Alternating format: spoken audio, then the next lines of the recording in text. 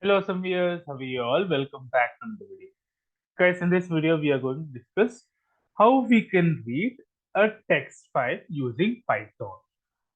For that, guys, we don't have to use any library for this. Will have inbuilt methods itself to read a text file.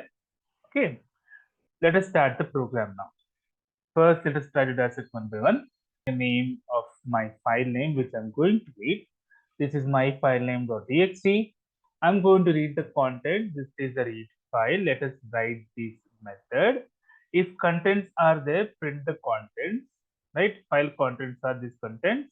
And if it's not there, fail to read the file. Okay. Now we will write this method now in the second step. This is the method which I'm going to use, guys. This is the read file method. I'm passing a file name here, which is my filename.txt. I'll open the file name in the R mode, that is the read mode. So I'm reading the contents of the file. I'm written the contents.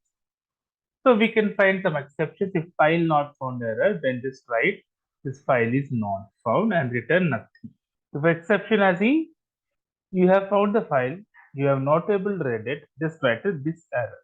So to accept conditions I'm writing, this is where I'm trying to read the file. Okay, let me save this as the python read.py.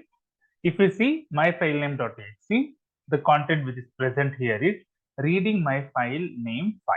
Okay, this is what I'm going to read. So this is my entire program. Okay, let me open the command prompt.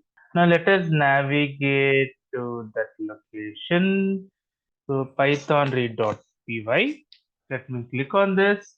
So now it has to read the file content, reading my file name. Hope you like the video, guys. If you like the video, please click on like. If you're a new viewer, please click on subscribe. Till then, guys, take care. Have a great day. Bye bye.